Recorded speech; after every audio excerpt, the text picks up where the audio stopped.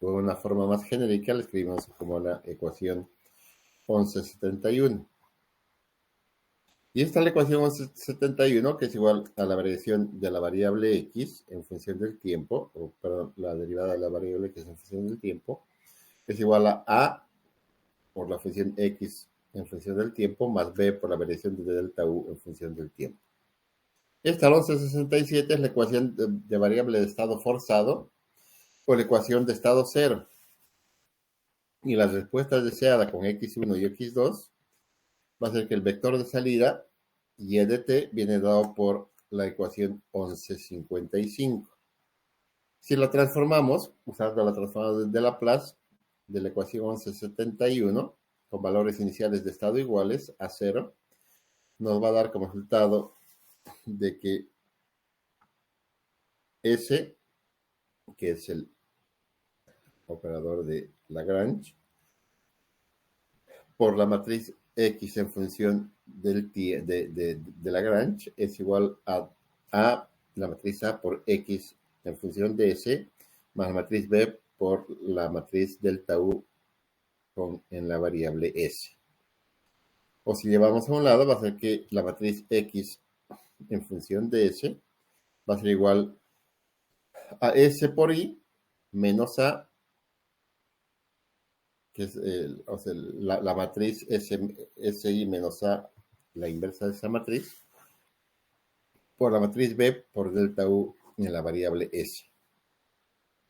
Si sustituimos SI menos A, que es la inversa, nos va a dar que X, la matriz X en función de la variable de Lagrange, va a ser igual a la matriz S más 2 veces lambda omega n, 1, y en la segunda fila menos omega n al cuadrado por el operador S, que multiplica a la matriz 0, 1 por delta U dividido entre S. Dividido entre S cuadrado más 2 veces lambda por omega ns más wn al cuadrado. O que la variación del ángulo de potencia en función de S es igual a la variación de delta U dividido entre S, que multiplica S cuadrado más 2 veces lambda omega ns más omega n cuadrado. Y la variación de la velocidad angular va a ser igual, en función de Lagrange, va a ser igual a delta U dividido entre S cuadrado más 2 veces lambda omega n más omega n cuadrado. Entonces, tomando la transformada inversa de Laplace, va a resultar en una respuesta escalón, una respuesta de ese tipo, donde teta es la inversa del coseno de lambda.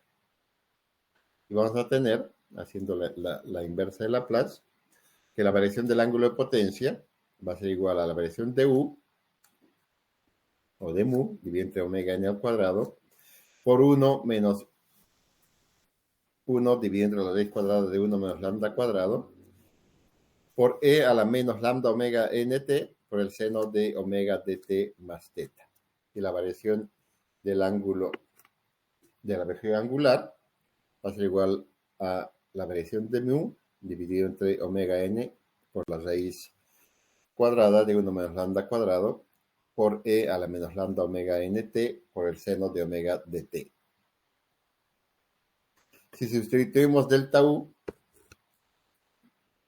de la ecuación 1169, el movimiento del rotor relativo al campo giratorio sincrónico en radianes eléctricos se va a convertir en la función 1175, donde el ángulo de potencia va a ser igual al ángulo de potencia inicial más pi por la frecuencia del sistema dividido entre h por omega n cuadrado por la variación de la potencia por 1 menos 1 dividido entre 1 entre la raíz cuadrada de 1 menos lambda cuadrado por e a la elevado a la menos lambda omega nt por el seno de omega dt más teta.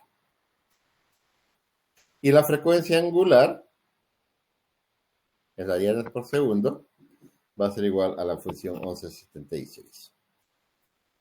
Entonces ya tenemos la variación del ángulo de potencia, o sea, la variación del rotor en función del campo, y tenemos la variación de la velocidad de rotación de la máquina. Entonces, veamos qué sucede en el ejemplo 11.3. El generador del ejemplo 11.2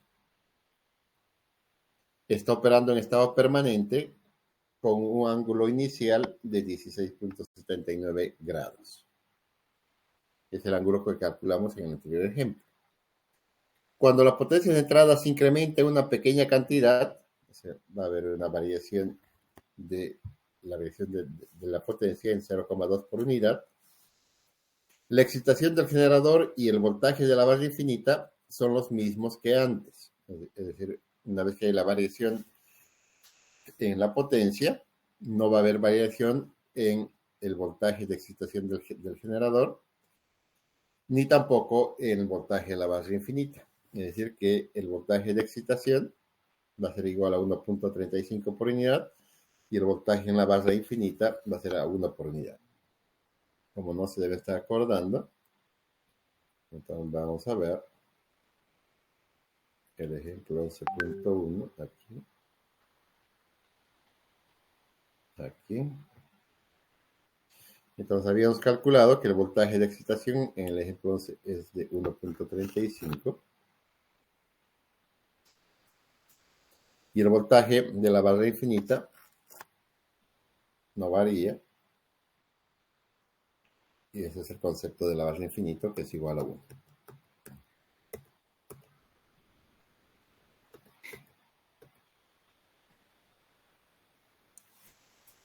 Inciso A.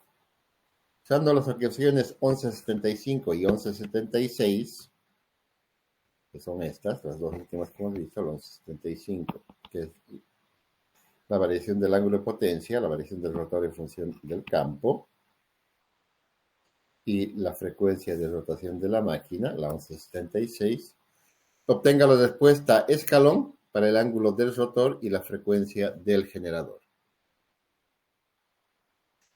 Inciso B, obtenga la respuesta utilizando la función STEP de MATLAB, o sea, hacer lo mismo que A, pero usando el programa STEP. Y C, obtenga una representación del diagrama de bloque Simulink del modelo espacio-estado y simúlelo para obtener la respuesta.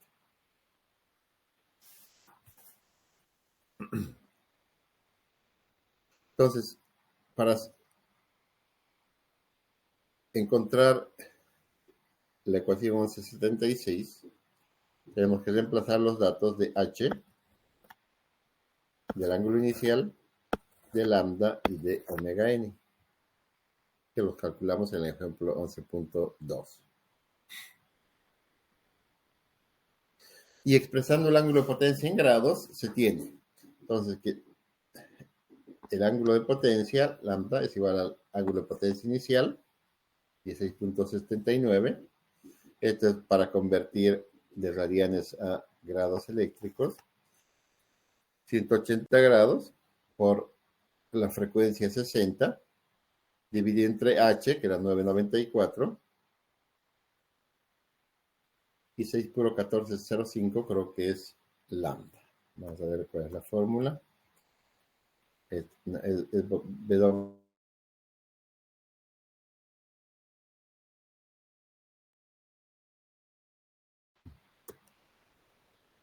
Entonces, omega n 6.14, lambda es igual a 0.2131.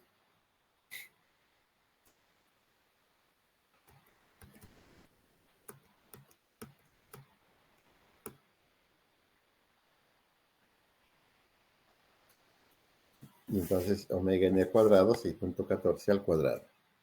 Por 1, menos 1 dividido entre la raíz cuadrada de 1 menos lambda cuadrado.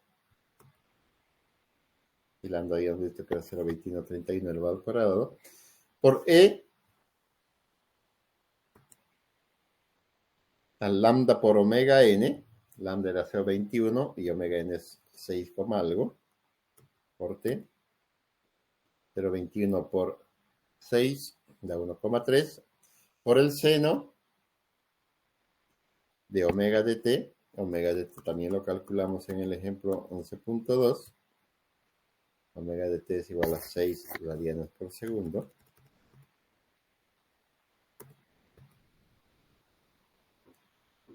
Seis más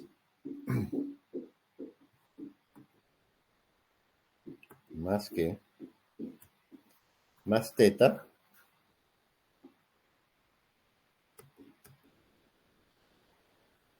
y teta es 77.6996.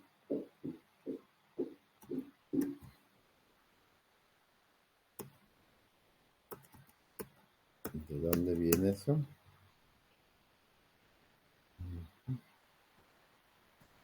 Es este. Viene de aquí.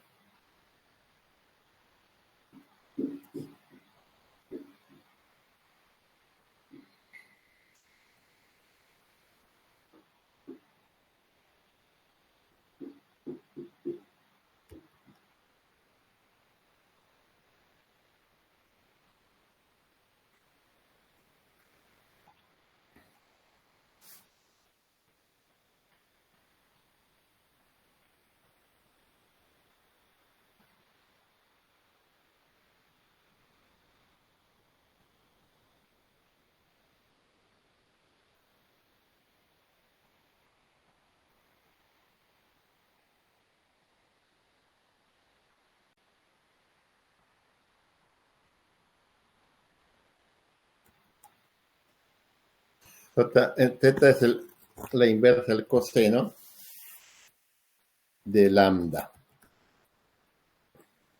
Entonces, lambda hemos dicho que es 0,2131.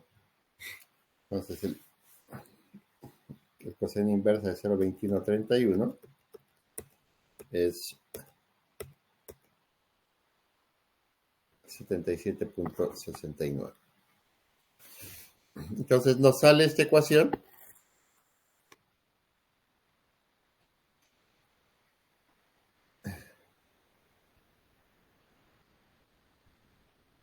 Y también si expresamos la ecuación 76 expresando la frecuencia en Hertz, vamos a tener esta.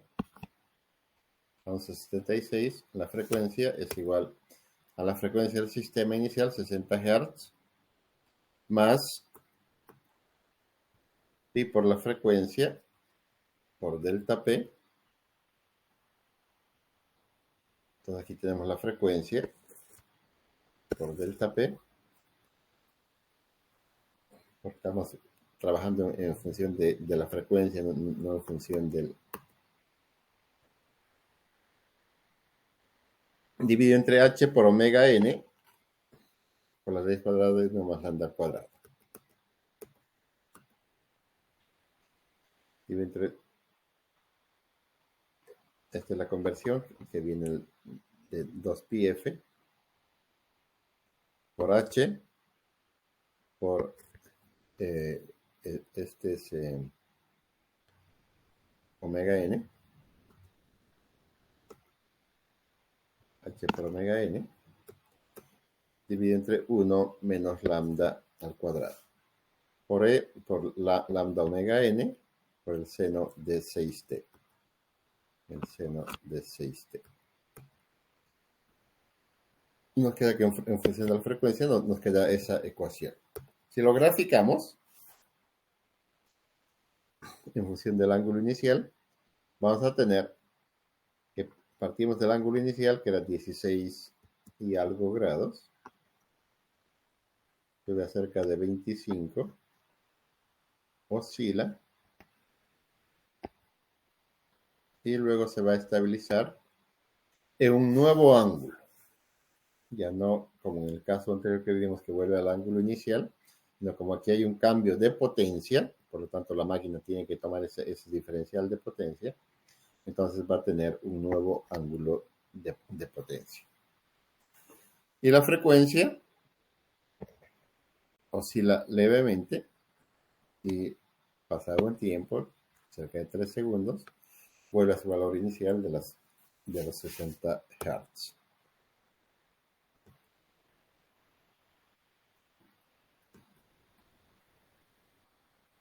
usando la función step, es lo mismo que vimos el anterior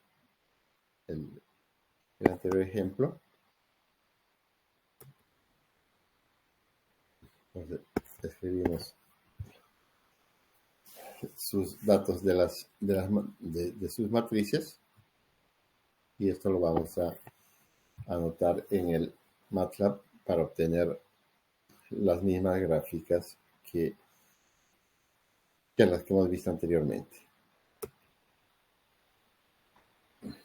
Y luego vamos a ver el Simulink. Entonces, veamos esto en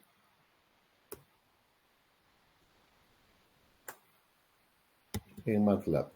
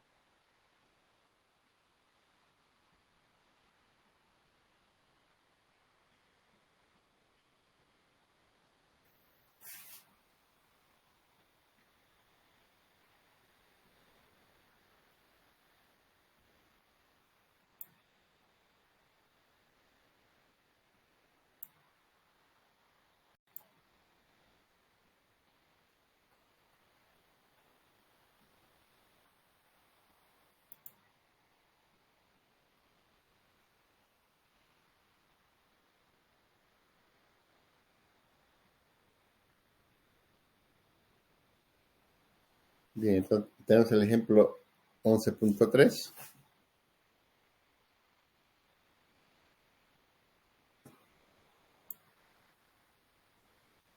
Tenemos los datos iniciales. El voltaje de excitación es el mismo. El voltaje en la base infinita es 1. La constante de inercia es 994. El, el, la potencia activa es 0.65. D 0.138 y la frecuencia es 60 Hz. Tenemos todas las ecuaciones y tenemos que va a haber una diferencial, un incremento de la potencia de 2 por unidad.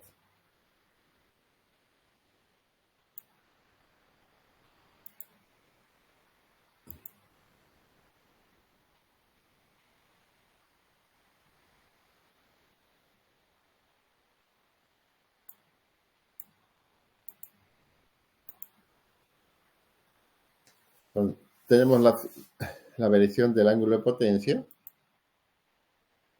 Empieza en los 16 y algo grados, 16,8.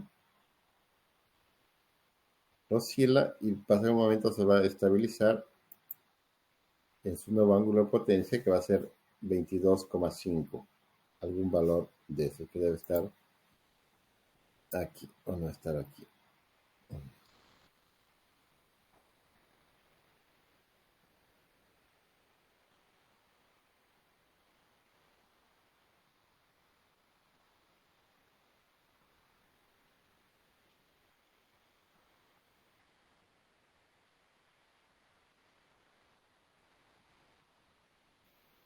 No.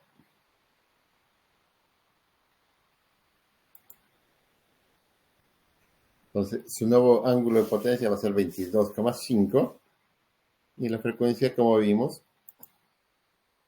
antes del incremento estaba en 60 Hz. Oscila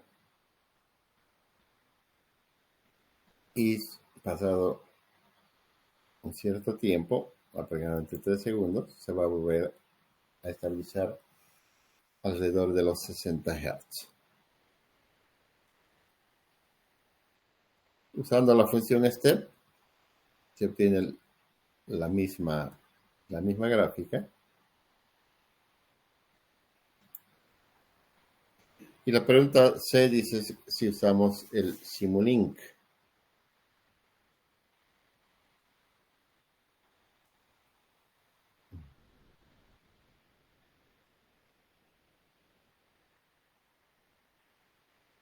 ¿Dónde estaba el Simulink? Que me olvidé.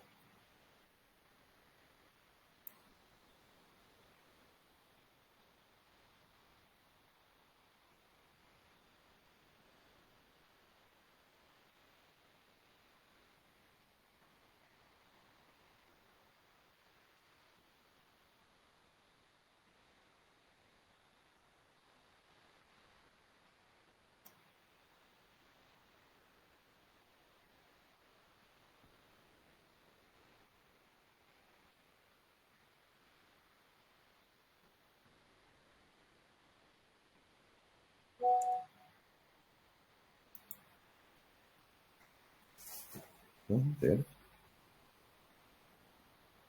Aquí.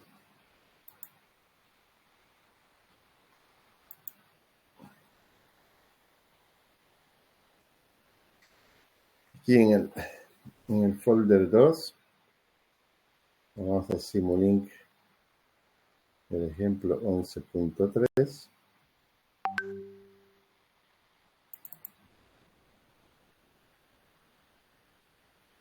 Lo abrimos.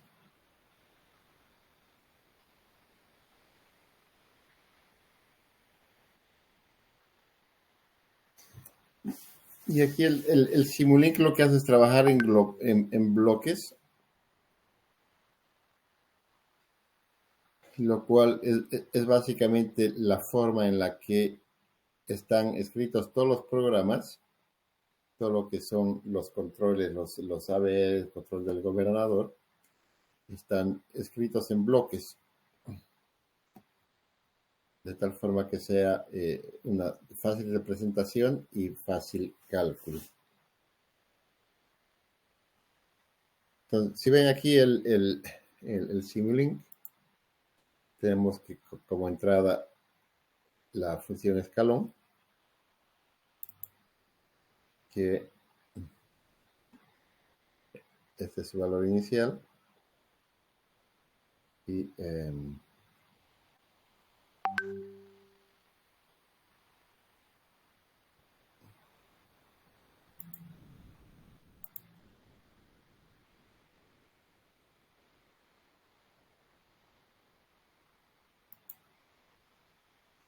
entramos aquí a las funciones que hemos visto en el ejemplo B. Tenemos los datos de la matriz A, 0, 1, menos 37 y 2.61.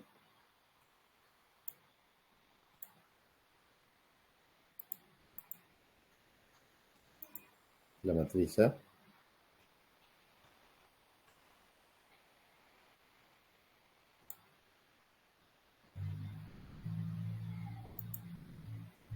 La matriz B, que es 0, 1.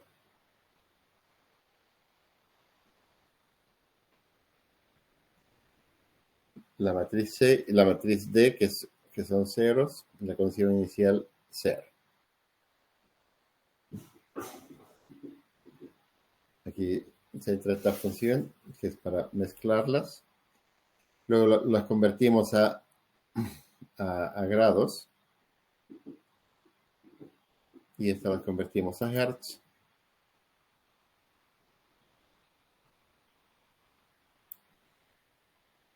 Y vamos a tener la variación del ángulo de potencia y la variación de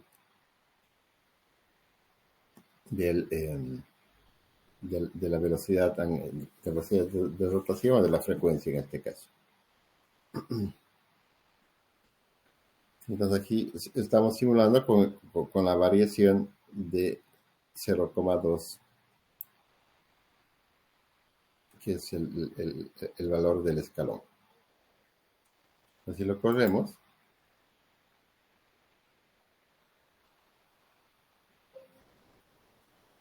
Ya lo corrió. Entonces queremos ver los resultados.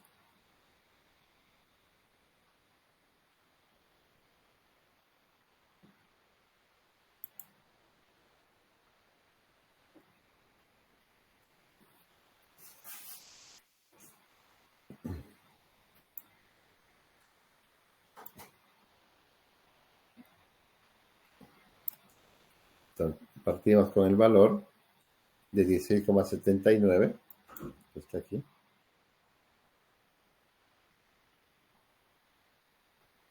llega a un valor máximo de 25,45 grados.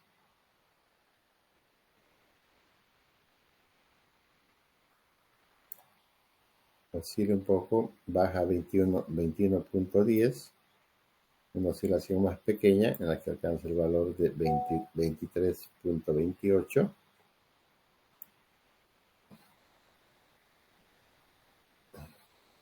Luego una oscilación más pequeña hasta un valor mínimo de 22.18 y finalmente se va a estabilizar cerca del valor de los 22 grados 50, que va a ser su nuevo ángulo de potencia.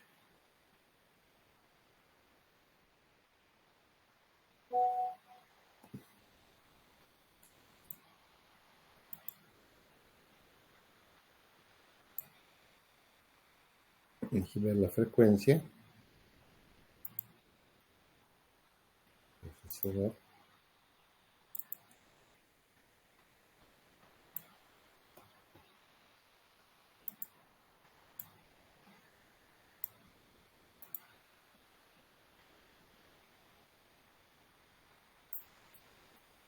Entonces aquí partimos con los 60 Hz.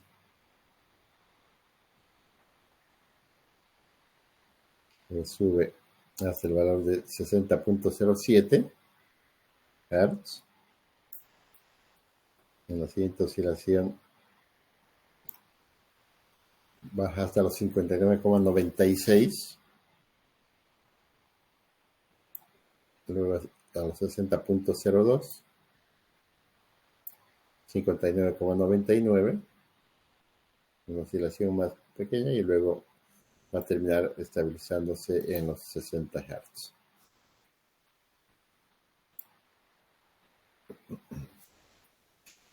La construcción de estos diagramas de bloques no es una tarea muy complicada.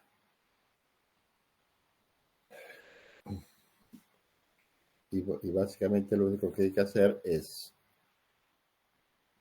definir las funciones que nosotros queremos que nos haga en el diagrama de bloques.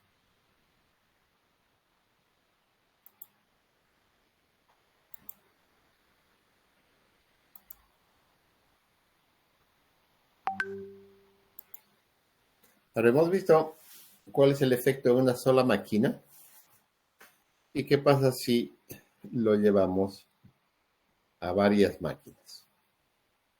Una característica importante del sistema lineal es que la respuesta es asintóticamente estable si todas las raíces de la ecuación característica tienen una parte real negativa. La ecuación característica polinómica se obtiene del determinante de SI menos A, como habíamos visto, o los valores eigenvalue propios de la matriz A, o del determinante A. Los valores eigen proporcionan resultados muy importantes con respecto a la naturaleza de la respuesta.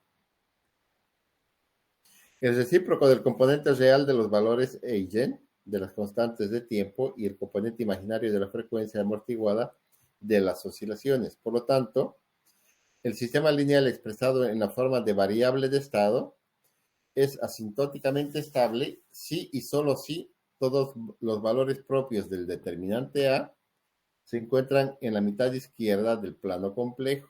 Entonces, si yo tengo mi plano complejo, entonces, si mis raíces están a la izquierda de mi plano complejo, mi sistema va a ser asintóticamente estable. Por lo tanto, para investigar la estabilidad del sistema de múltiples máquinas, cuando se someten a pequeñas perturbaciones, todo lo que tenemos que hacer es examinar los valores eigen de la matriz o del determinante A.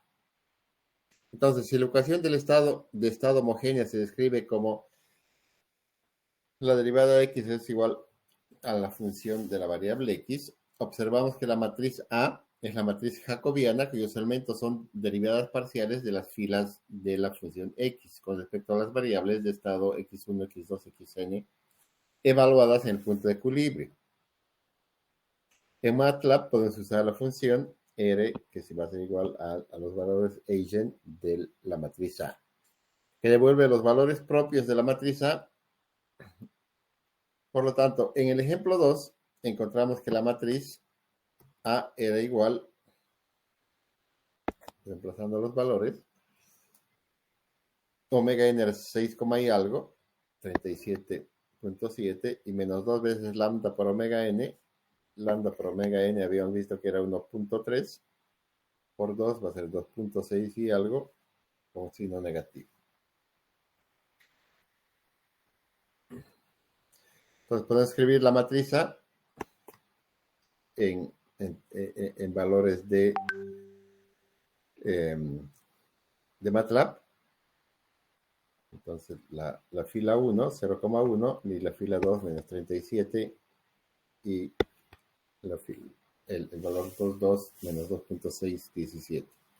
Y le decimos que nos calcule el valor eigenvalue de la matriz A. Y nos saca que el resultado va a ser igual a menos 1,3 más 6i. Entonces, el modelo linealizado para pequeñas perturbaciones es muy útil cuando el sistema se extiende para incluir la acción del gobernador y el efecto de los reguladores automáticos de voltaje en un sistema de múltiples máquinas. El modelo linealizado permite la aplicación del análisis del sistema de control lineal y compensación, que lo vamos a ver en el siguiente capítulo.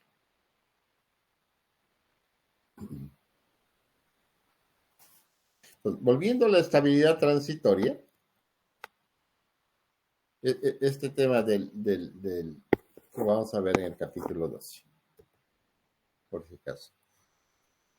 Volviendo a la estabilidad transitoria, una de las formas de análisis de considerar si el sistema es estable o no estable es a través de las áreas iguales. Los estudios de estabilidad transitoria implican la determinación de si el sincronismo se mantiene o no se mantiene, después de que la máquina ha sido sometida a perturbaciones graves. Esto puede ocurrir por una aplicación repentina de carga, ingreso o salida de carga, pérdida de generación o pérdida de carga grande o una falla en el sistema. En la mayoría de las perturbaciones, las oscilaciones son de tal magnitud que la linealización no es posible y se debe resolver con la ecuación de oscilación no lineal. Se puede usar un método conocido como criterio de áreas iguales para una predicción rápida de la estabilidad, para predecir si el sistema es estable o no es estable, en una forma rápida y gráfica. Este método se basa en la interpretación gráfica de la energía almacenada en la masa giratoria, en el rotor, como una ayuda para determinar si la máquina mantiene su estabilidad después de una perturbación. El método solo es aplicable a un sistema de una máquina conectada a una barra infinita, o máximo a un sistema de dos máquinas. Debido a que proporciona una visión física del comportamiento dinámico de la máquina, aquí se considera la aplicación del método para el análisis de una sola máquina conectada a un sistema grande, o sea, a una barra infinita. Entonces, considera que una máquina sincrónica conectada a una barra infinita, la ecuación de oscilación con amortiguación despreciable, dada por la ecuación 1121, era igual a esta función, la constante de inercia h dividido entre pi por la frecuencia del sistema por la segunda derivada del ángulo de potencia es igual a la potencia de aceleración, y la potencia de aceleración vimos que era la potencia mecánica menos la potencia eléctrica. De la ecuación de arriba podemos despejar la derivada segunda del ángulo de potencia, que es la aceleración, que va a ser igual a pi por la frecuencia dividido entre h por la potencia de aceleración. Si multiplicamos a ambos lados por 2 veces la derivada del ángulo de potencia, vamos a tener esta expresión.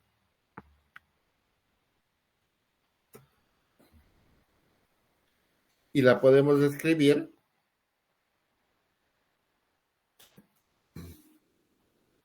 de esta forma o de esta forma. Si integramos este en ambos lados, vamos a tener que la derivada del ángulo de potencia al cuadrado va a ser igual a 2 veces pi por la frecuencia del sistema entre h, por la integral entre el ángulo inicial y el ángulo final de la potencia de aceleración por la derivada del ángulo de potencia. O si le escribimos en una función más entendible, que la derivada del ángulo de potencia en función del tiempo es igual a la raíz cuadrada de 2 veces pi por la frecuencia dividido entre h por la integral de el ángulo de potencia inicial, el nuevo ángulo de llegada, que por la potencia de aceleración por la derivada del ángulo de potencia. Esta ecuación, la 1178, es la velocidad relativa con respecto a la velocidad giratoria sincrónica de referencia. Es decir, a qué velocidad está girando respecto a que si la máquina estuviera girando a la velocidad sincrónica. Si es estable, esta velocidad debe ser cero pasado un tiempo de la perturbación. Por lo tanto, la ecuación 1178, perdón, de la ecuación 1178, que es esta, se tiene el criterio de estabilidad. ¿Y cuál es esa? Que la integral entre el ángulo de potencia inicial y el ángulo final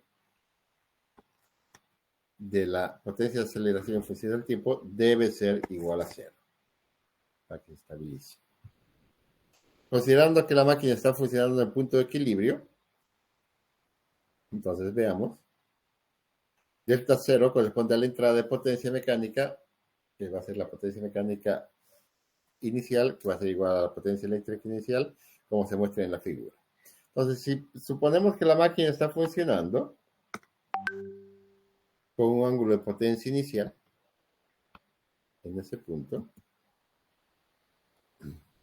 donde tenemos que para ese ángulo de potencia le corresponde una potencia mecánica inicial que, como está en condiciones de operación en estado permanente, va a ser igual a la potencia eléctrica inicial.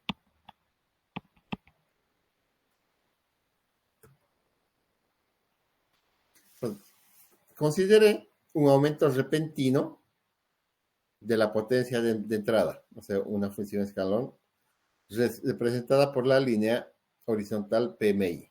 Entonces, se incrementa la potencia en forma repentina, con la función escalón, y sube de la potencia mecánica inicial a la potencia mecánica 1.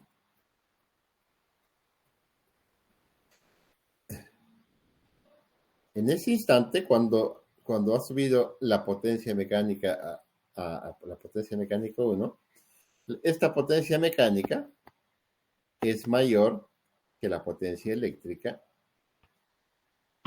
inicial. Y entonces, como la potencia mecánica 1 va a ser mayor que la potencia eléctrica, va a haber una aceleración. Entonces, la potencia de aceleración en el rotor es positiva y el ángulo de potencia delta va a aumentar. Entonces, el exceso de energía almacenada en el rotor durante la aceleración inicial va a ser igual a ¿qué? Va a ser igual a esta potencia mecánica 1 menos la potencia eléctrica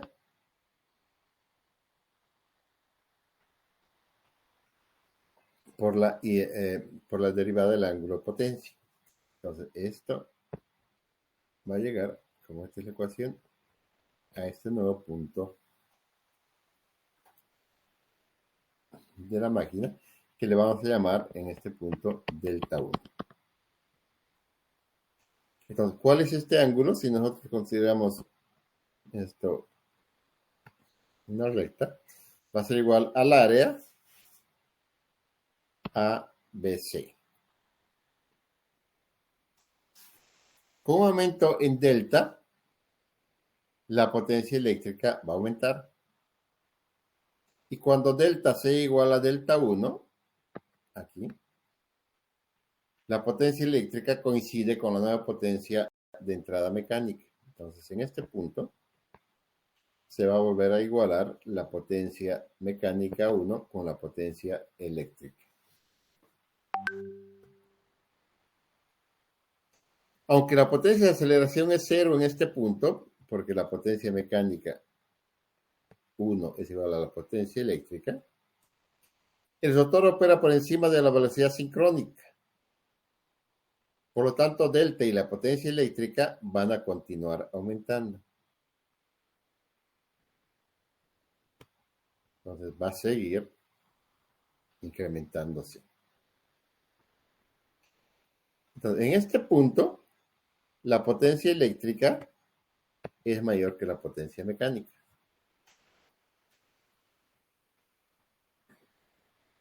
Entonces, ahora la potencia mecánica es menor que la potencia eléctrica y lógicamente la vemos aquí, la potencia eléctrica y la potencia mecánica que está por debajo, causando que el rotor desacelere hasta la velocidad sincrónica, hasta la posición delta igual a delta máximo. De acuerdo con 1179, el rotor debe oscilar más allá del punto B hasta que las masas giratorias proporcionen una cantidad igual de energía, donde la potencia mecánica menos la potencia eléctrica sea igual a 0, la integral. Entonces, la energía entregada por el rotor a medida que desacelera de nuevo a la velocidad sincrónica, entonces ha llegado hasta aquí y luego va a volver a desacelerar el rotor. Vamos a tener este nuevo punto.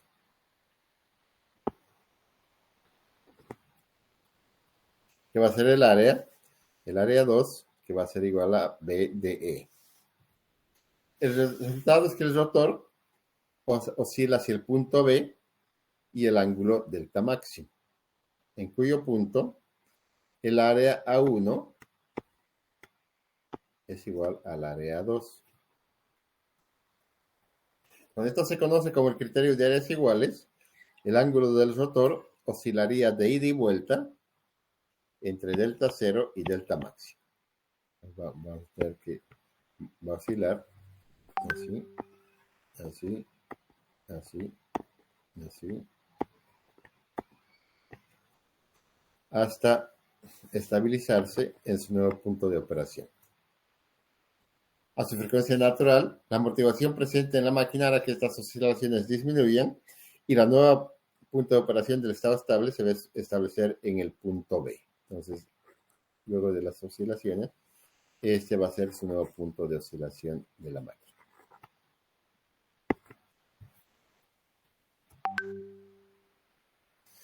El criterio de áreas iguales se utiliza para determinar la máxima potencia adicional, o sea, la máxima potencia mecánica, que se debe aplicar para mantener la estabilidad. ¿Cuánta potencia mecánica yo puedo, digamos, subir? Y supongo que hago esto. Este va a venir así. Y debería, para que el sistema sea estable, debería encontrarse un punto donde esta área sea igual a esta otra área.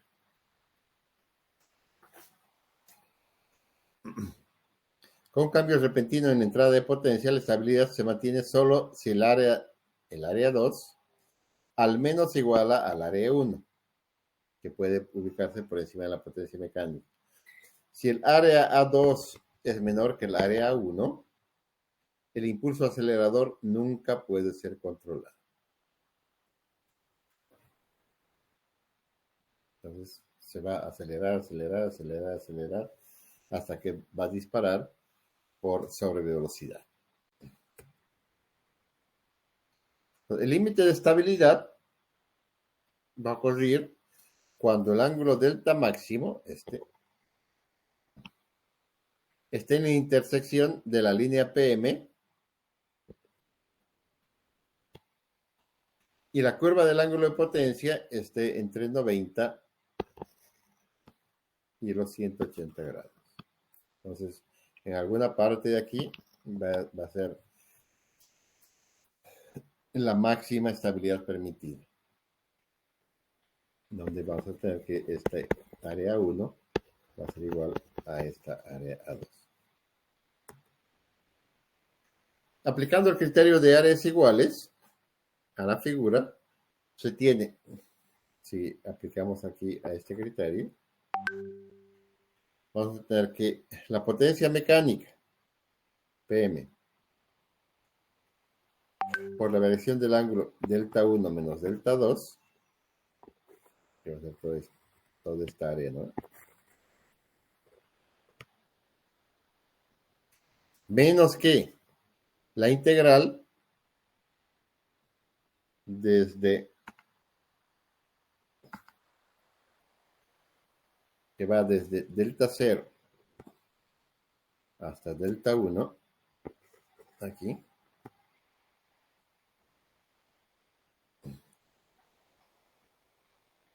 que es la potencia máxima por el seno del ángulo delta por d delta. Entonces va a ser esa integral, es lo que está debajo de la curva. Por lo tanto, va a ser el rectángulo menos la parte verde, nos va a dar igual al área 1. Por otro lado, en este otro lado,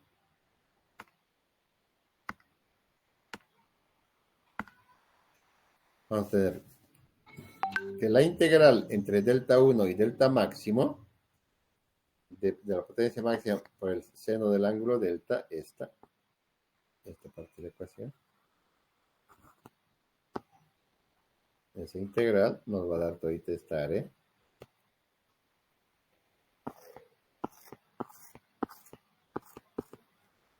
Menos la potencia máxima, esta, por delta máximo menos delta i, que es esta. Nos va a dar menos todo este cuadrado, o rectángulo, lo que sea. Y por lo tanto nos vamos a quedar con el área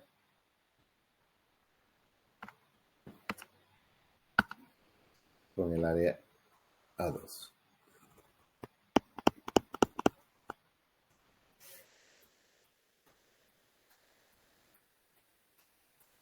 Entonces, si integramos,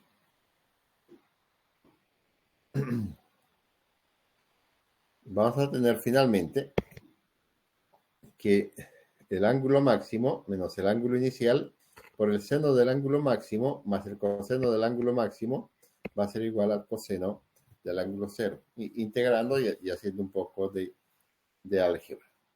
La ecuación algebraica no lineal anterior se puede resolver mediante una técnica iterativa para el ángulo máximo. Entonces, esta ecuación puede resolverla iterando para encontrar cuál es el valor del ángulo máximo al cual, en el cual todavía mantiene la estabilidad.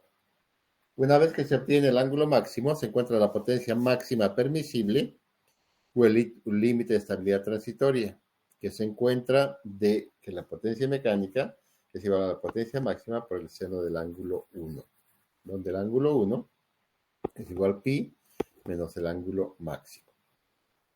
La ecuación 1183 es una función no lineal del ángulo delta máximo escrita como una función f del ángulo máximo que es igual a una constante c.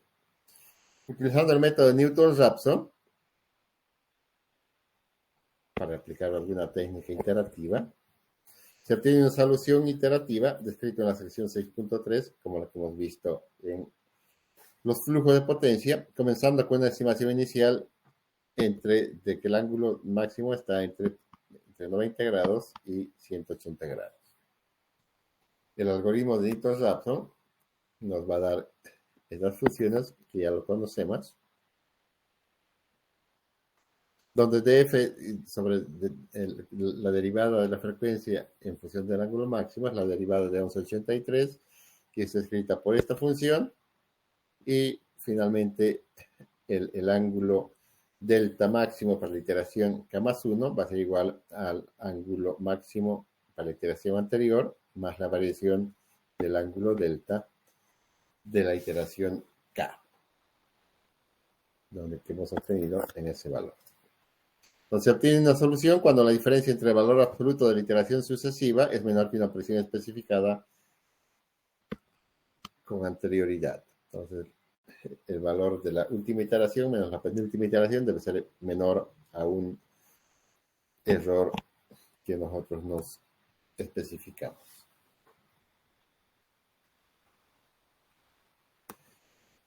Entonces, antes de ver el ejemplo,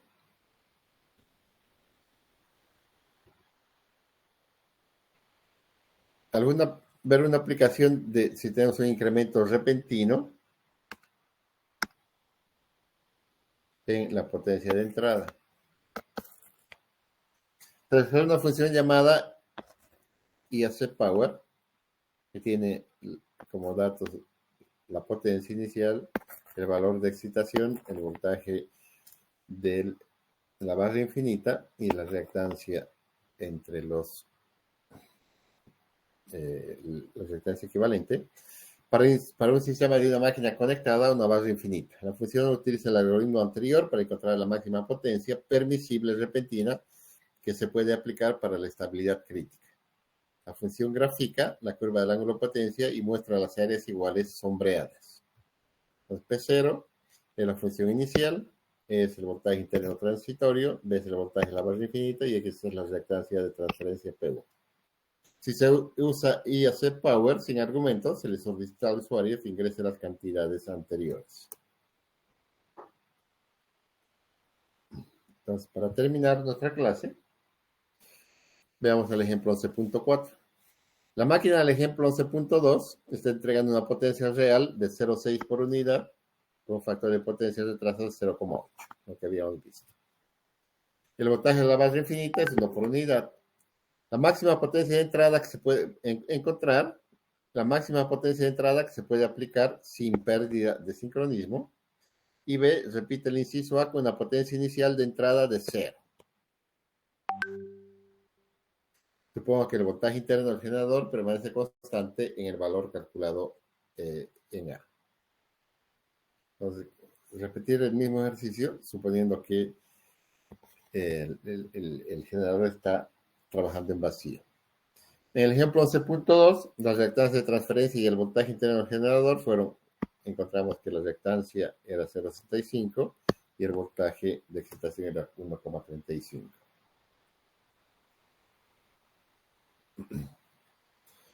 Entonces,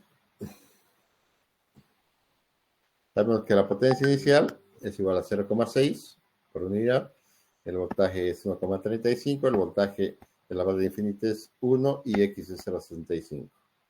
Y entonces use la función IAC Power. Y eso nos da de que la potencia inicial es 0,6, el ángulo inicial es 16,79, la potencia inicial repentina es 1,084 por unidad, la potencia total crítica para estabilidad 1,684, que es este punto.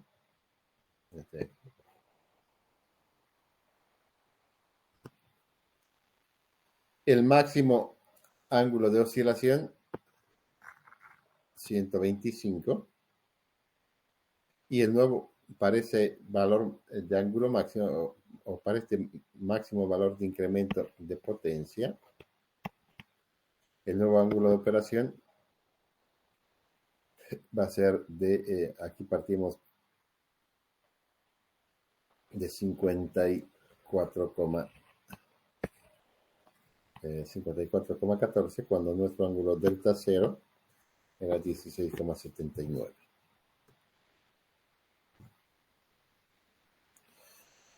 Y el inciso B te ajusta la potencia inicial de entrada a 0. Entonces, esta P0 no es 0,6, es 0. Esta. Y usando IS Power nos va a dar el gráfico siguiente, de que si está operando en vacío, la máxima potencia que uno puede aplicar es de 1,5 por unidad. Y eso nos va a dar un ángulo máximo de oscilación de 133,56 y su nuevo ángulo de operación va a ser de 44 grados, porque lógicamente su ángulo inicial también es de 0 grados.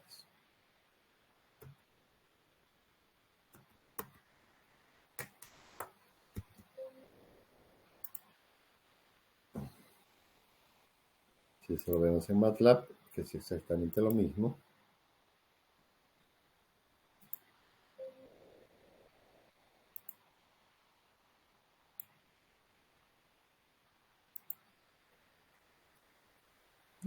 ¿Qué pasó?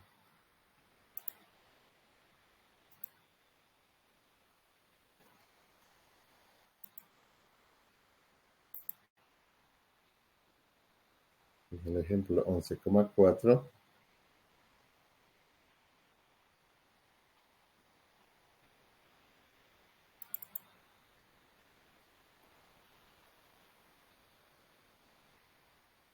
Así, 12.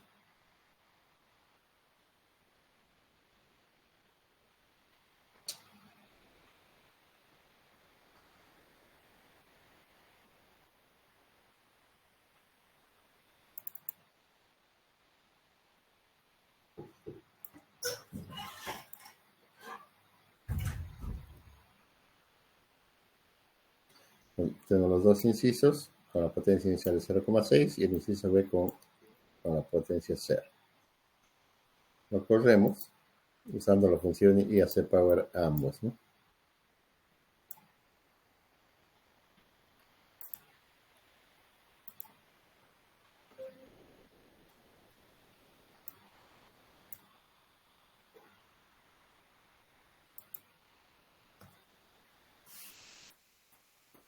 Entonces, tenemos las áreas iguales. El ángulo máximo de oscilación, los 133 grados. Su nuevo punto de operación, 46 grados. Y su ángulo inicial, 16 grados. ¿Cuánto es lo máximo que se permite? La variación de los 0,6 hasta el valor de 1,68, que va a ser 1,0 y algo que dice acá, ¿no?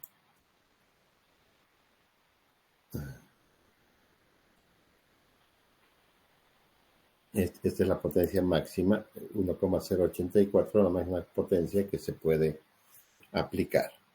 Una potencia por encima de 1,084 va a ser ya en un sistema inestable.